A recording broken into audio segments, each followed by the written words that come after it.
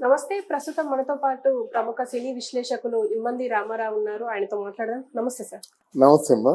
Sir, ఈ డిసెంబర్‌లో 'Kannappa' cinema release అవ్వబోతుందంటూ hero Manchu Vishnu ఒక ట్వీట్ చేశారు. సో, దీని గురించి మీరేం చెప్తారు సార్? ఇది ఎలాంటిదంటే టీజర్ కూడా విడుదలైంది, చూసారా? అవి చూశానమ్మా. హ్మ్. ఇది ఎలాంటిదంటే మనం 10 అంతస్తులు బిల్డింగ్ కట్టుకొని కింద 2 అడుగులు పునాది వేసినట్టుగా ఉంది. ఓకే.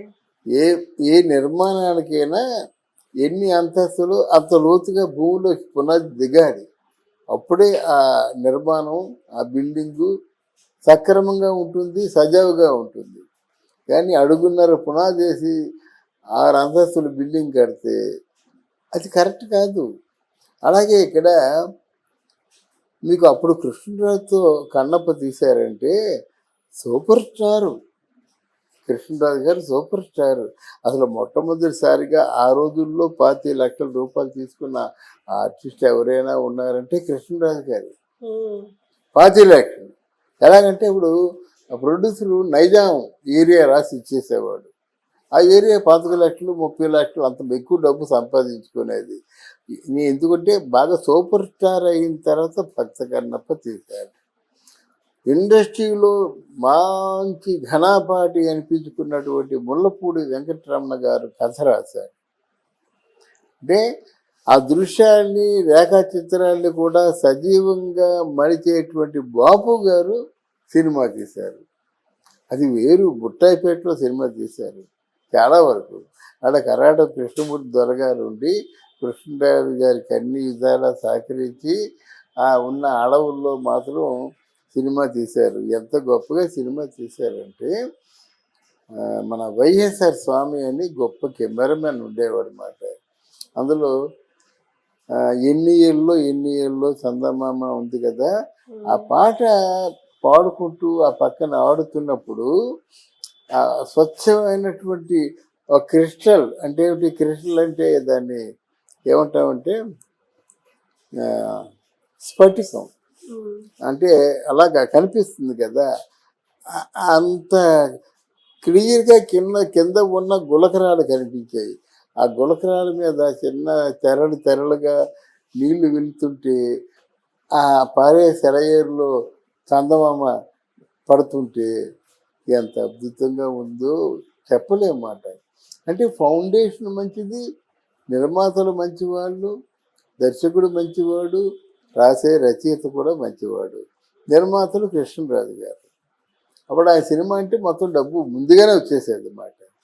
ఇక్కడ నాకు తెలిసి మరి విష్ణు తాలూకు అంటే నటుడు, లోపల నటుడికి ఇది పెద్ద అగ్ని పరీక్ష ఒకటి. తర్వాత రెండవది ఏంటంటే ఈ మోహన్ లాల్ వీళ్ళందరూ ఎందుకు వచ్చారు, ఎందుకు అవసరం అయ్యారు అని నాకు ఆలోచన. తర్వాత ప్రభాస్ అవసరమా?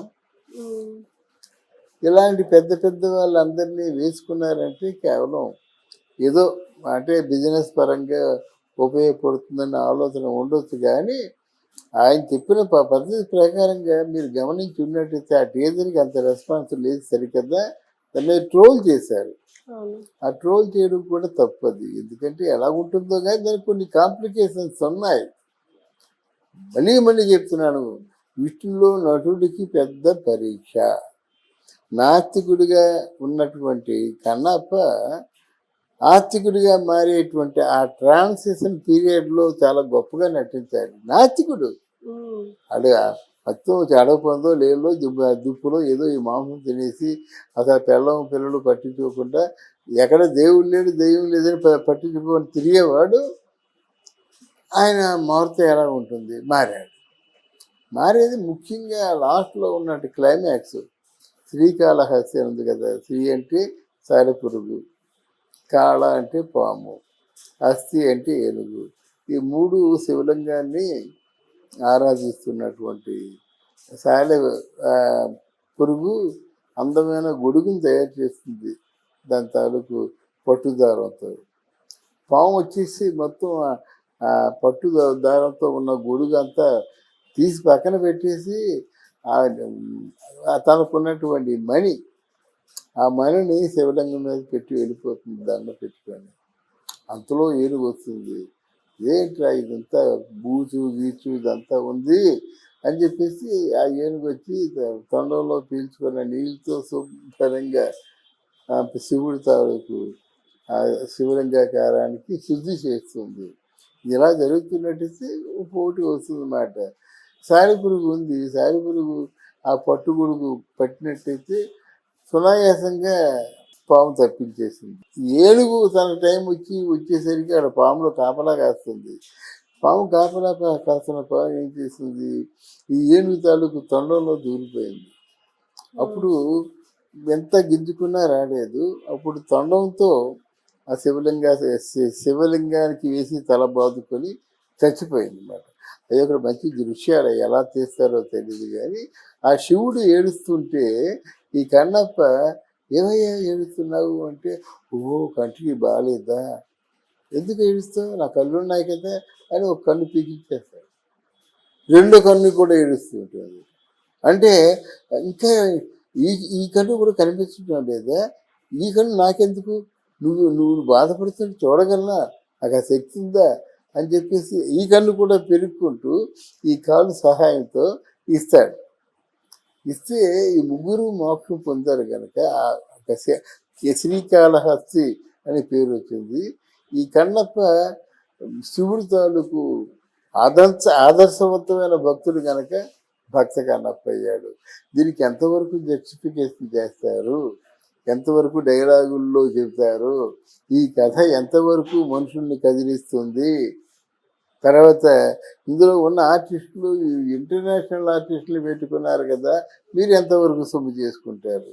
ఈ ప్రశ్నలన్నిటికీ సమాధానం కావాలంటే వెండి తెర మీద చూడవలసింది. అంటే సార్ ఇప్పుడు ఈ సినిమాకి సంబంధించి అంటే బడ్జెట్ కూడా ఎక్కువైపోయి అప్పులు చేశారు అని చెప్పేసి వార్తలు వస్తున్నాయి, నిజమంటారా?